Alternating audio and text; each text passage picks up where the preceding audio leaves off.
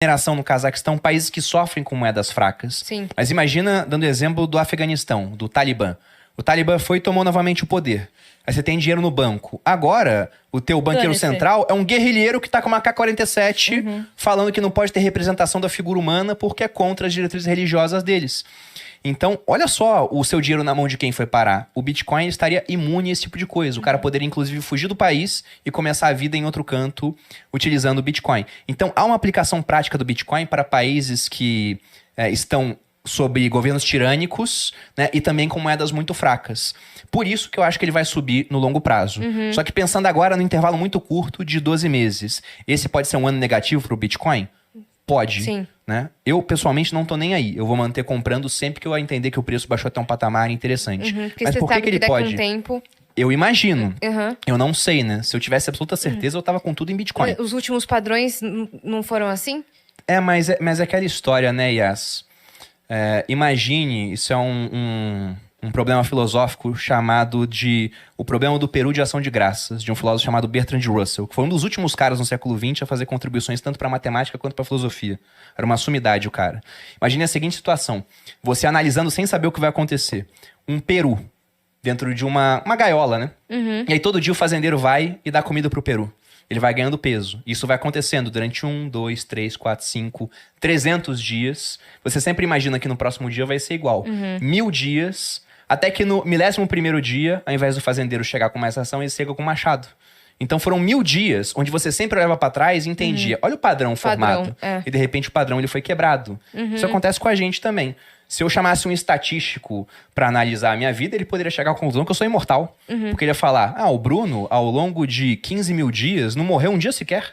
Então olha o padrão, né? Sim. Esse cara é imortal, só que um dia eu vou morrer, porque o Bruno é humano e humanos são mortais. Sim. Então, num histórico tão curto quanto do Bitcoin, eu acho muito precipitado falar, o padrão é esse e é isso que vai acontecer. Por isso que eu sempre deixo uma ponta de incerteza, embora eu seja um cara otimista com Bitcoin, e até muito otimista, porque eu sou muito pessimista com as moedas estatais. Sim. Mas para esse intervalo de 12 meses, pode ser que o Bitcoin caia. E se cair, até melhor para quem acredita que você compra por preços mais baixos. E por que pode ser que ele caia? Porque nesse ano deve acontecer um negócio que puxa o preço de todos os ativos para baixo, que é um aumento de juros nos Estados Unidos e em outros países desenvolvidos. Porque pensa como um investidor. Você pode investir no Brasil ganhando juros em reais. Só que o real é uma moeda bosta. Ninguém valoriza muito o real, exceto o brasileiro e o pessoal aqui em volta. Agora, quando o pessoal fala, você pode investir nos Estados Unidos e ganhar juros, por mais que seja um juros baixo, é juros em dólar. Sim. Então você começa a tirar dinheiro do Brasil para levar para locais mais seguros. Quando você tira dinheiro daqui, o preço das empresas no Brasil começa a cair. Sim. O próprio real cai em relação ao dólar, se desvaloriza. Você soma isso em incerteza política. Então seria ruim para as nossas moedas, seria ruim para as moedas de outros países. Entendendo o Bitcoin como um ativo de risco, é ruim para o Bitcoin também. O pessoal tiraria dinheiro do Bitcoin para levar para outros locais. Sim. Então o Bitcoin pode estar caindo até por conta disso. Porque as bolsas reagiram mal a... Não é nem aumento de juros, é a possibilidade de aumentar juros lá fora. Já estão falando que vai acontecer e o Bitcoin também está caindo. Só que 12 meses para o Bitcoin é muita coisa para a gente falar se vai ser um ano ruim ou não. Eu permaneço comprado e sempre comprando mais quando eu acho que o preço está no patamar bom. É isto. Tem outra pergunta do Bax sobre isso, que é aquela pergunta que ele tinha mandado, né? Após o 12 de março de 2020, no Covid, o Bitcoin caiu 50% em apenas um dia. Queria saber se ele já considera o Bitcoin como reserva de valor depois de ver aquela queda. E se ele tem Lembro alguma... bem desse dia. E se ele tem alguma alts, fora o... É ETH que fala? Ether. Ether. Que ele investe para o longo prazo? Você tem alguma alts? Começando até por essa última... Qual seria o conceito de longo prazo? Né? Se eu for pensar em longo prazo como mais de 5 anos, eu só confio no Bitcoin e no Ether. Nenhuma outra eu confio para mais de 5 anos como um bom investimento. Agora, sobre esse dia, lá em 2020, quando o Bitcoin caiu 50%, por isso que eu digo que testes são feitos nesses momentos de volatilidade. Sim. Eu já tinha feito, acho que 9 turmas no meu curso do Viver de Renda. E desde a turma 1, que eu lancei em 2017, eu falava de Bitcoin. Tem lá o print da aula que eu dou de Bitcoin. Bitcoin valia R$7.000 na época. Ai, que tristeza. Só que 6 meses antes valia 2. E 6 meses antes valia, sei lá, 1.000. Sim. Então o preço já estava aumentando. Quem pegou naquela época... Não, teve aluno meu que ficou milionário. Porque o cara comprou 3 bitcoins, Sim. guardou e de repente o Bitcoin chegou a 360 Sim. mil.